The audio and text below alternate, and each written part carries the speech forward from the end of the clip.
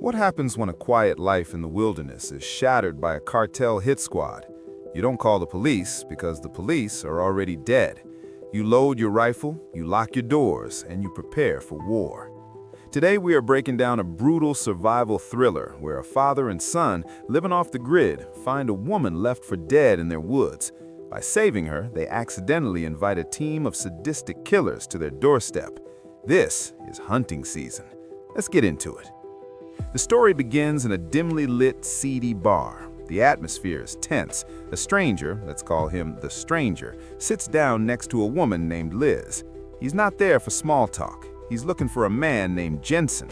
Liz tries to play it cool, denying she knows him, but the stranger isn't buying it. He knows everything. He knows Jensen is her boyfriend, and he knows Jensen stole something valuable from him. The conversation turns terrifyingly dark. The stranger leans in, his voice a low, menacing whisper. He talks about how people wear masks, pretending to be civilized, but deep down, we are all animals. He threatens to cut her open if she doesn't give up Jensen. He calls himself the king and warns her that this place is the Wild West, where people get hurt. Terrified, Liz is forced to leave, tasked with delivering a message to Jensen. The stranger wants what was stolen.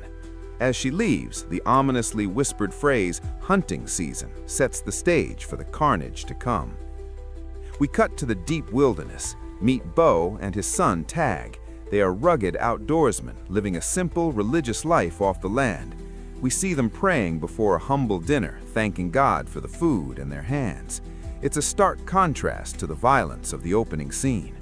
Bo is a man of few words but deep principles. He's a hunter, but he follows a code. Tag is younger, eager, and clearly looks up to his father. They live in a cabin far from civilization, a place that feels safe until it isn't. One day, while out in the woods, Tag stumbles upon something horrific. He hears a cry for help. He finds a young woman, battered, bloody, and barely alive, washed up on the riverbank. This is January. She's been shot. Tag, panicking but acting on instinct, carries her back to the cabin. Bo is skeptical. Bringing a stranger into their world is dangerous. We don't know her, so we don't trust her, he warns Tag. But he's not a monster.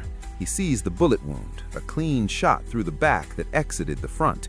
He knows she needs a hospital, but the girl, in her delirium, begs them not to take her to one.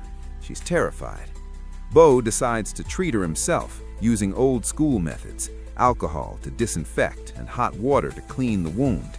It's a gruesome, painful process, but it saves her life. As January recovers, handcuffed to the bed for safety, Bo's rules, we learn the horrifying truth of what happened to her. January recounts her nightmare. She was roommates with Liz. One day she came home to find men waiting. They were looking for Jensen. The men, part of a ruthless group known as the Brotherhood or the Cartel, dragged both women into a car. They drove them to a bridge. Liz, who knew nothing about the stolen goods, was executed point blank. January, witnessing her best friend's murder, saw a split-second chance. She ran. She jumped off the bridge, plunging into the freezing river below. She held her breath underwater while the killer shot blindly into the stream. They assumed she drowned and left. But she survived, washing up on Bo's land. Now she is the only loose end in a very expensive crime. Meanwhile, the villains aren't just sitting around. We meet the rest of the crew, including a terrifying enforcer named Alejandro and their leader, who we saw in the bar. They are systematically hunting down everyone connected to Jensen. They track Jensen down and torture him with a drill for 3 years' worth of pain. They leave his body full of holes. Now their sights are set on the missing girl. They find out January survived. The stranger is furious. He orders his men to scour the riverbanks. They know she couldn't have gone far. The tranquility of the forest is broken as armed USVs and thugs descend on the area. Enter Sheriff Brake. He's a good man, an old friend of Bo's. He starts noticing strange things, dead bodies washing up, rumors of the Brotherhood moving into town. He visits Bo to warn him. He sees January and realizes the danger Bo and Tag are in. Brake knows that if he files an official report, corrupt elements might alert the cartel. He decides to help quietly. Brake plans to transport January out of the county to safety. He picks her up from Beau's cabin, promising to get her to a clinic in the next town. It seems like a solid plan, but the cartel is everywhere. On the road, Brake is intercepted. The confrontation is brutal. The bad guys don't care about a badge. They run him off the road or ambush him. The details are off-screen, but the result is confirmed later. Sheriff Brake is dead. The one good cop in a bad town has been eliminated. Beau finds out and realizes the war has officially arrived at his doorstep. Beau realizes they can't run. He gives Tag a speech about the harshness of the world. "The world is ugly, but you are beautiful," he tells his son. He gives Tag the deed to the land and tells him where the money is hidden. It's a goodbye. Beau intends to stand his ground and buy time for Tag and January to escape. The cartel arrives at the cabin. It's night. The tension is palpable. Beau steps out to meet them, armed with nothing but his grit and a shotgun. The leader of the villains, arrogant and cruel, demands the girl. He taunts Beau, calling him a cowboy and threatening to burn everything down.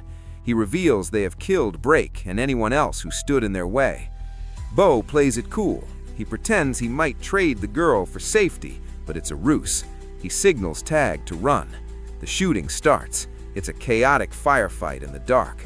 Beau, a master hunter who knows every inch of his land, uses the environment to his advantage. He takes out several henchmen, but he is outnumbered. Tag refuses to leave his father. He hides January and joins the fight. This isn't just about survival anymore. It's about protecting their home. We see Tag transform from a somewhat innocent boy into a warrior. He uses the hunting skills his father taught him: stealth, patience, precision. The villains make a mistake. They underestimate the locals. They think they are dealing with simple hicks, but they are dealing with men who survive winters that would kill a city dweller in a day. Beau and Tag pick them off one by one, but the leader is relentless. He captures Beau or corners him. There was a tense standoff where the villain monologues about being a king and how Beau is nothing. In the final confrontation, the tables turn. Tag manages to intervene, perhaps saving his father at the last second or avenging him. The subtitles are a bit ambiguous on the final fate of Beau, but imply a heavy sacrifice. The leader is taken down, realizing too late that he walked into a trap. The hunters from the city became the prey of the true hunters of the forest. The film ends with the immediate threat neutralized, but at a cost. The peaceful life is gone. January is safe, but she carries the trauma of the massacre. Tag has lost his innocence. The final scenes show the aftermath: bodies scattered, the cabin damaged, and the survivors left to bury the dead and wonder if the Brotherhood will send more men. Hunting Season is a gritty, low-budget thriller that punches above its weight. It relies on tension and the primal fear of being hunted rather than massive explosions. The villain is genuinely unsettling with his speeches about animal nature, and the bond between Beau and Tag gives the story emotional weight. It reminds us that there are monsters in the world, but there are also men who will stand at the door with a shotgun to keep them out. If you enjoyed this recap of survival and revenge, smash that like button and subscribe. Would you have helped the stranger in the river or kept walking to protect your family? Let me know in the comments below.